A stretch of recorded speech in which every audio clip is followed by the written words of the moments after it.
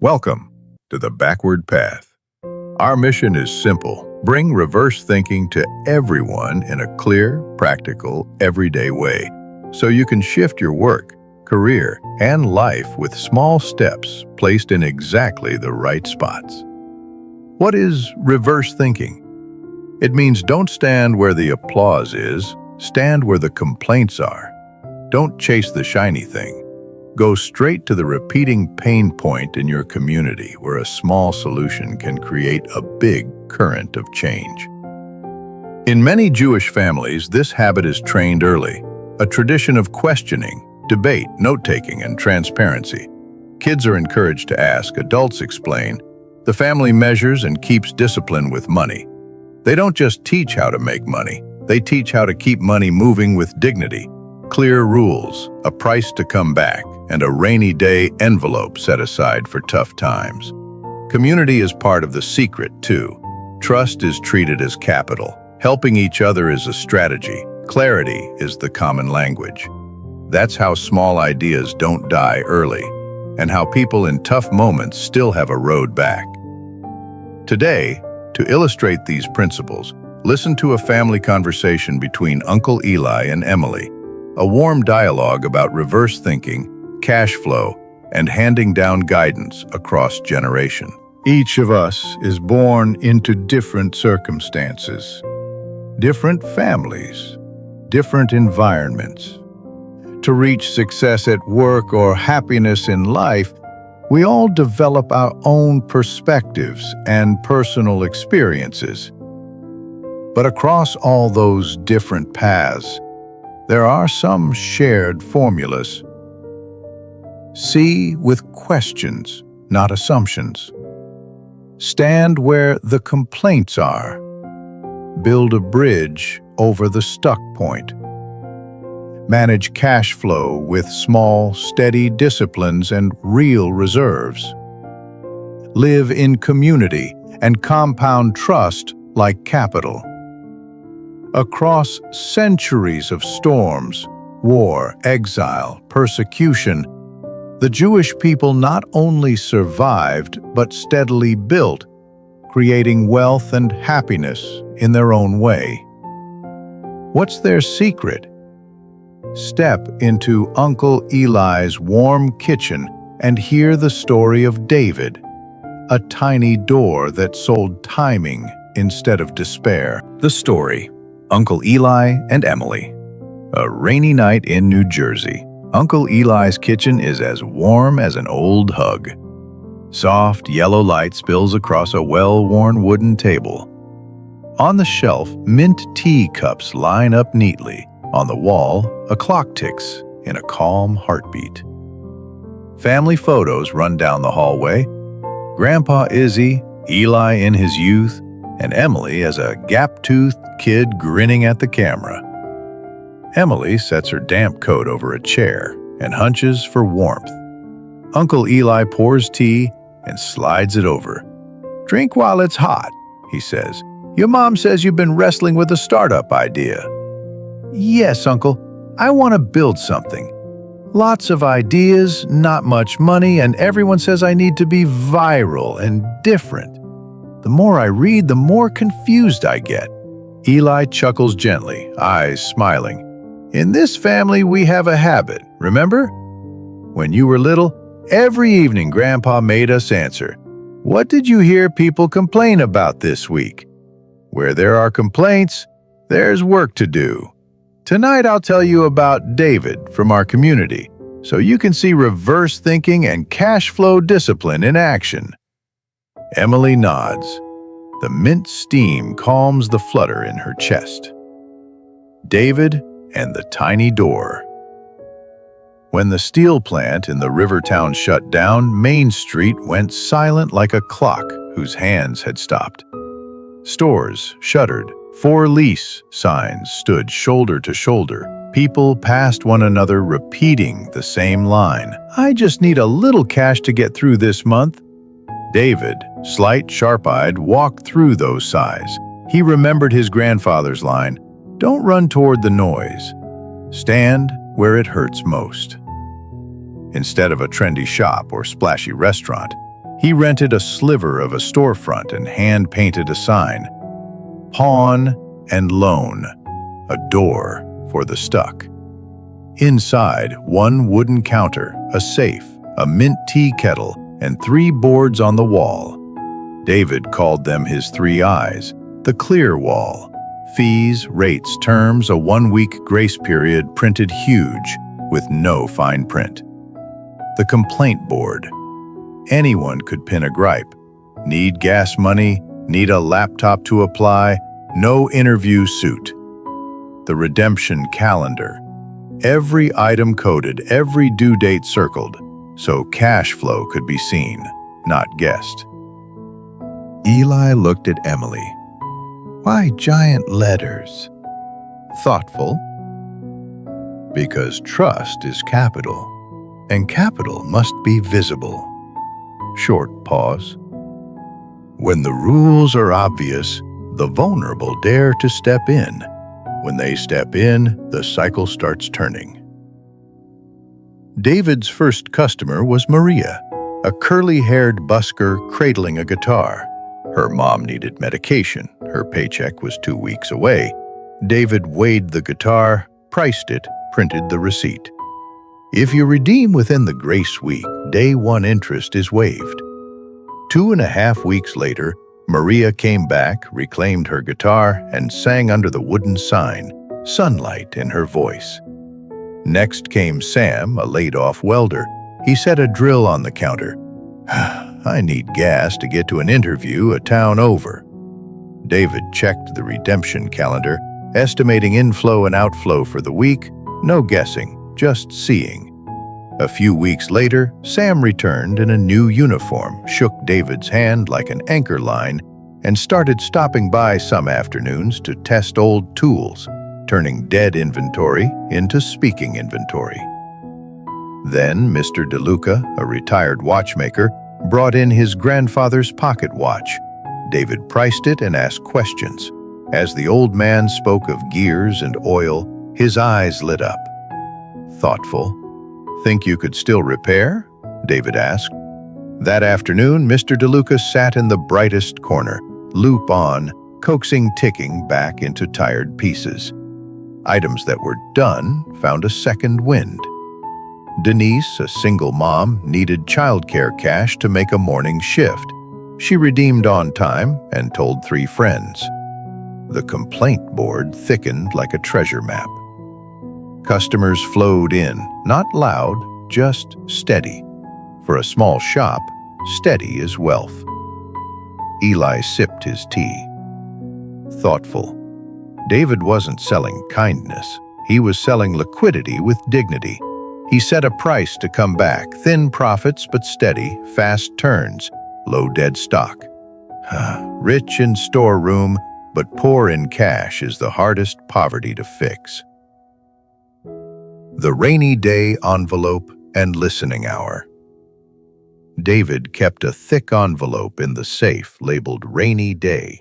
It always held 20% cash reserves, untouched unless a real crisis hit.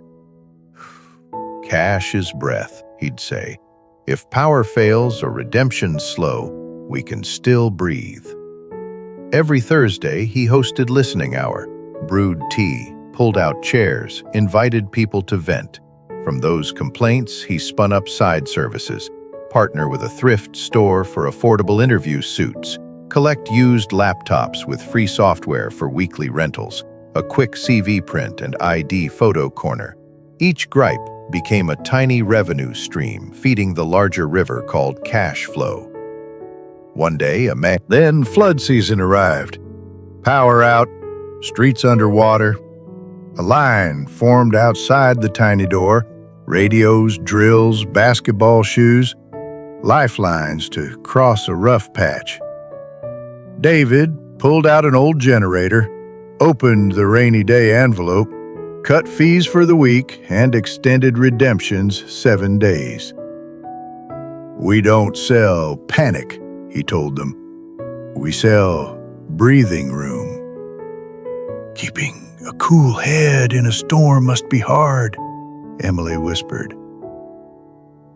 "It isn't magic," Eli said. It's discipline. Discipline not to raid the rainy day envelope on sunny days.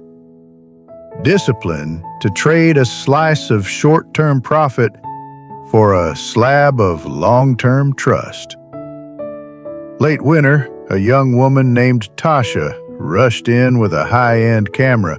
I need a bus ticket to go care for my grandmother, she said. The serial number flashed someone else's name. David paused. Serious, truth, or I call the police. Tasha bit her lip. I borrowed it. My friend didn't give permission. I was stupid. David refused the item. He bought the round-trip ticket, kept her ID as a pledge, and said, "Come back in a week after you return the camera." A week later, Tasha returned with bakery wages to repay the ticket. I returned the camera. My friend forgave me. Thank you. David earned no profit on that episode, but the shop's trust capital thickened like a winter coat. At year's end, David lit a single candle on the counter. No showy ritual, just a reminder. One candle wins one corner of the dark. Maria sang a new song. Mr. DeLuca gifted a polished watch in exchange for a warm family meal. Sam welded a new rack. Denise posted a shared childcare sheet. Complaints had become a network. David kept the shop small on purpose, so he could see each person. Yet the metrics grew strong. The highest redemption rate in town, lowest dead stock, and cash turning like wheels freshly oiled. Every dollar out had a date to return. Every receipt tied the shop to real life.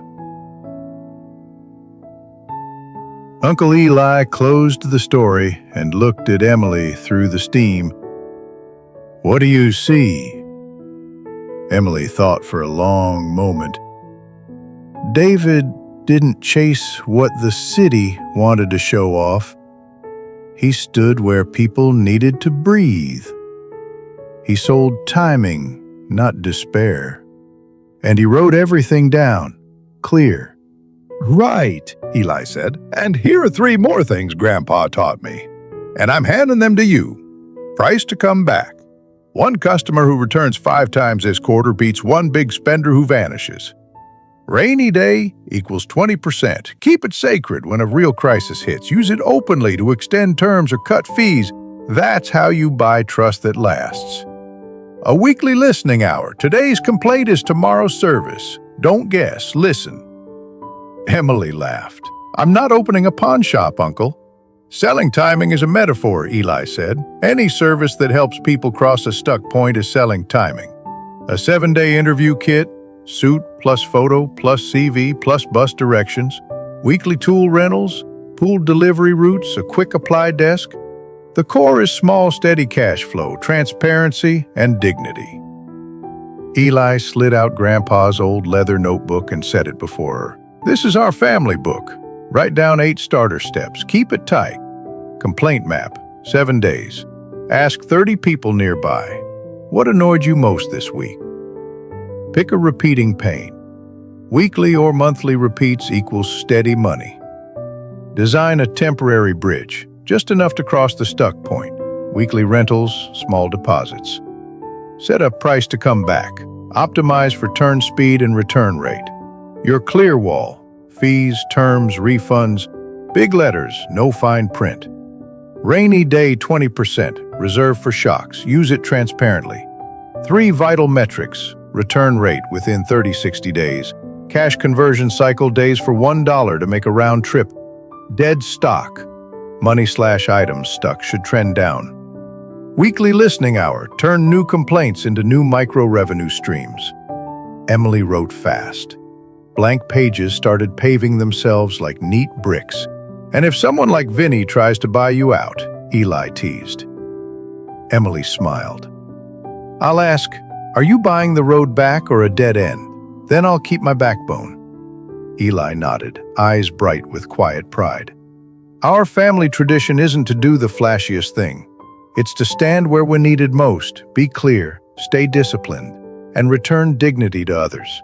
Do that and money arrives and happiness stays. Outside, the rain thinned. In the kitchen, the tea stayed warm. The clock kept ticking. Emily closed the notebook and hugged her uncle as if to hold the warmth of a whole tradition against her ribs. "Thank you, Uncle. Tonight I'm starting my complaint board. I'll ask 30 people at the bus station what annoyed them this week. Pick the most repeated pain, launch a small 7-day service, and keep a rainy day envelope in my drawer." Eli laid a hand on her shoulder. "Go. And remember, measure 3 numbers. Keep 20% reserves, print your terms in big letters. When the world gets noisy, the numbers tell the truth." Emily slipped on her coat and stepped onto the porch. The smell of rain in the yard mixed with mint from the kitchen, the scent of home. She looked back at the man who'd walked ahead of her path and smiled. In the warm light, she could see it clearly. The road back her uncle, Grandpa, and David kept talking about. Then she walked into the night, lighter, as if she'd just set down a stone she'd carried too long. You've just heard a family story, but it's more than a story. It's a playbook. Reverse thinking. Don't stand where the glory is. Stand where the groans are. Visible trust. Print the rules big. Make receipts clear. Transparency invites people in. Price to come back. Optimize cash turns, not maximum margin. Thin but steady and fast. Rainy day equals 20%. A discipline that lets you sell breathing room during storms, not panic. Listening hour. Today's complaint is tomorrow's revenue stream. Community leverage. Trust compounds slowly but thick, more valuable than any ad campaign. If you want to start tonight, here's a small exercise in the spirit of the backward path. Ask 30 people nearby, what annoyed you most this week? Choose one repeating pain. Design a temporary bridge, a 7-day kit, weekly rental, small deposit. Write your clear wall. Set up a rainy day envelope equals 20%. Track 3 vital metrics: return rate, cash conversion cycle, dead stock. That's how you think backward to move forward. Thanks for traveling the backward path with us. If this helped, share it with a friend and drop the complaint you heard this week in the comments. It might be the starting point of your own reverse thinking journey.